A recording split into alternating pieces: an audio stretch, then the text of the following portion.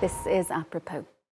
The trip is set to mix urgent diplomacy on Gaza and Iran with huge business deals. Donald Trump is en route to Saudi Arabia for what he's describing as a historic tour of the Middle East. While the most pressing regional challenges concern countries that are not on the itinerary, the US president will be focusing his attention on three oil-rich Gulf nations that are home to existing or planned Trump-branded real estate projects, as Charlotte Lamb reports. American and Saudi flags line the streets of Riyadh ahead of President Donald Trump's visit. The first stop of a Gulf tour that will also take him to Qatar and the United Arab Emirates. His visit is drawing several Wall Street and Silicon Valley titans to the capital, with a US-Saudi investment forum announced just days ago, set to take place Tuesday. On the ground, reactions were mixed awaiting the president's arrival. I'm not optimistic about this visit or its outcomes.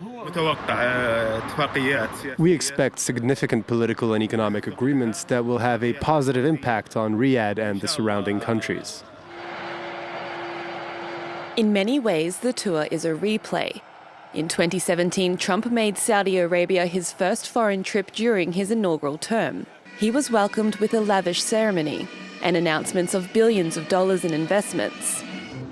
The energy-rich nations have all built personal ties with the president, but this tour comes as sweeping tariffs disrupt global trade. And some economists say that Trump might need his Gulf counterparts more than they need him. The region has also invested heavily in AI infrastructure, with the goal of becoming global hubs for the technology. US Gulf relations have improved since Trump returned to office, and leaders in the Arab Gulf states are expected to be eyeing up the future of American semiconductor exports. We're joined now by Giorgio Cafiero, CEO of the Washington-based geopolitical risk consulting firm Gulf State Analytics, also a professor at Georgetown University.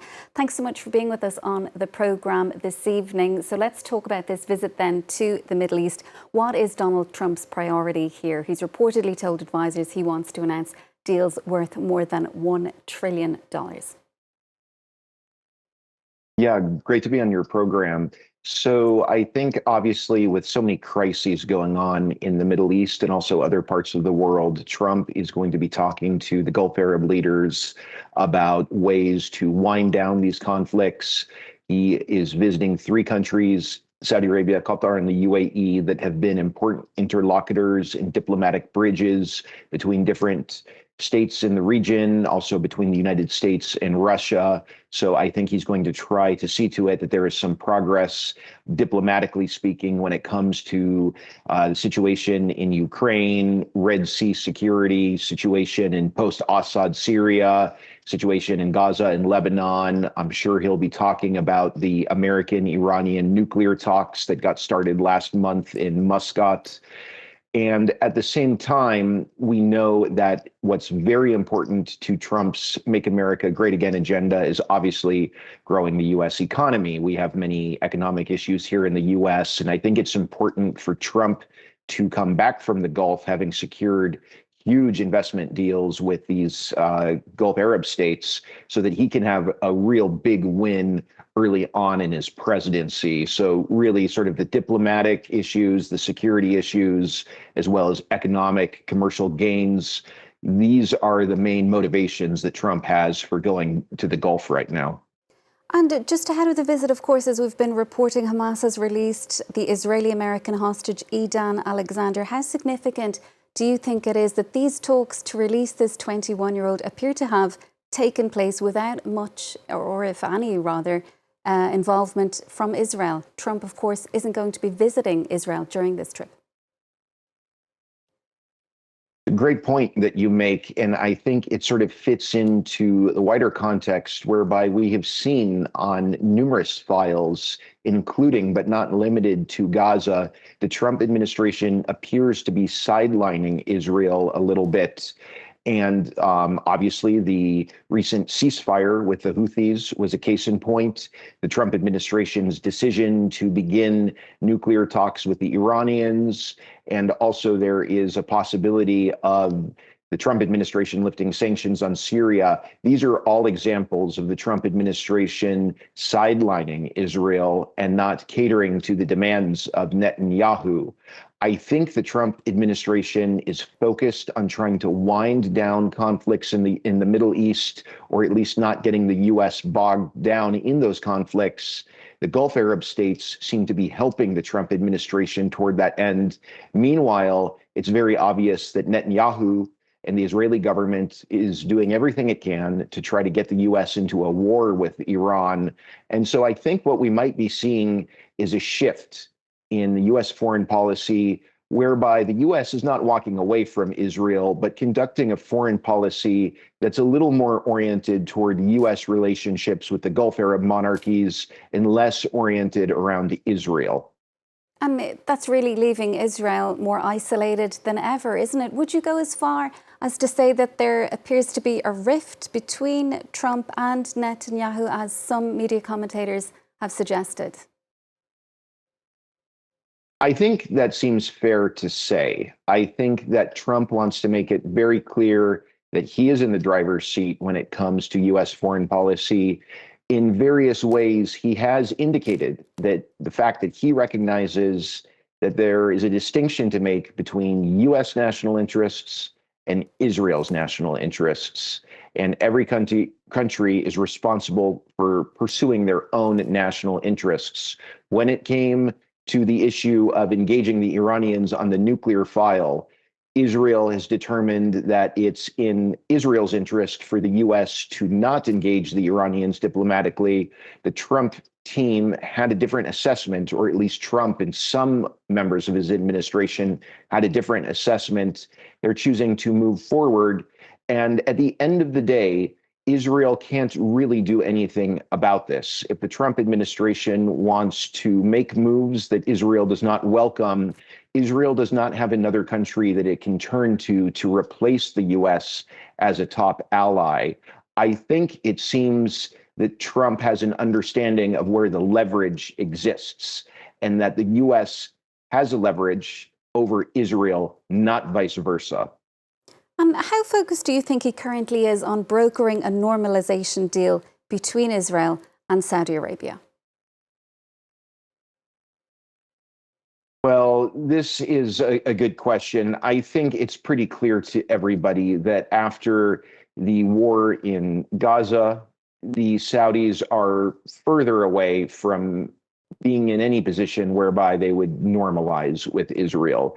I don't think on this trip Saudi-Israeli normalization is on the table. The Saudis have been crystal clear about what conditions would need to change in order for Riyadh to join the Abraham Accords. The types of changes that would have to take place on Israel's part are ones that we simply could not imagine, especially with the current leadership in Israel.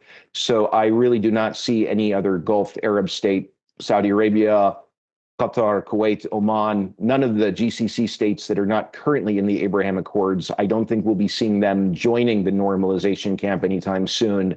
And I think the Trump administration understands that.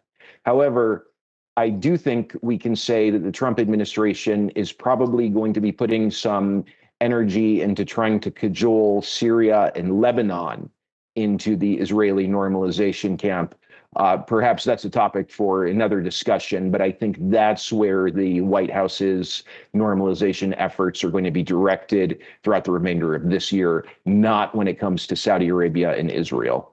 And he has commented, though, before he left, he seemed confident that he would be able to convince Saudi Arabia to join the Abraham Accords. You don't think that's something that's likely to happen, as you say? None of the Arab states that normalized relations with Israel, are you surprised in any way that none of them have rowed back from that at all since the start of the war in Gaza? Well, especially in the case of the UAE, I am not surprised. Now, there's no doubt that the situation in Gaza has put countries such as the UAE and the Kingdom of Bahrain in difficult positions, requiring them to strike some very delicate balancing acts. But especially when it comes to UAE, we need to keep in mind that Abu Dhabi likes to be a trendsetter in the region, and the UAE's leadership is very decisive, And I think for Abu Dhabi to abrogate the Abraham Accords would be a real blow to the image of the UAE as an influential Arab state that sets trends on a regional and global level. So it has not surprised me so much that the UAE has not removed itself from the Israeli normalization camp. But I think we can also note, though, that some of these Arab states that have normalized diplomatic relations with Israel have been speaking out quite vocally against Israel's conduct. And I think they have tried to make their engagement with the Israelis a little bit more low profile to avoid unnecessary controversy at a time in which Israel's aggression against Gaza, Syria, Lebanon has resulted in so much emotion in the Arab world and so much anger in Arab societies. And Giorgio, do you believe that this trip to the Middle East is going to result in any kind of breakthrough when it comes to the war in Gaza, Hamas releasing that Israeli-American hostage as a goodwill gesture to the administration, as the militant group put it? Well, the leadership in all of the GCC countries really wants to see the Trump administration use all the leverage that it has over Israel to bring Israel and Hamas into a new ceasefire agreement. I have no doubt that when Trump is in Riyadh, Doha, and Abu Dhabi, he will be having some very serious conversations with officials in those three capitals about this exact issue. And they are going to try to do everything they can to convince Trump that a ceasefire in Gaza is necessary, not only for the sake of Palestinians in Gaza, but also for the sake of the region at large. If we're going to see a breakthrough in terms of some announcements of a new ceasefire in Gaza, that remains to be seen. But I can tell you that all of the Gulf Arab officials are certainly doing everything they can to try to convince Trump that this is necessary. Giorgio, we'll have to leave it there for now. Thanks so much for being with us on the programme. That is Giorgio Cafiero, CEO of the geopolitical risk consulting firm Gulf State Analytics.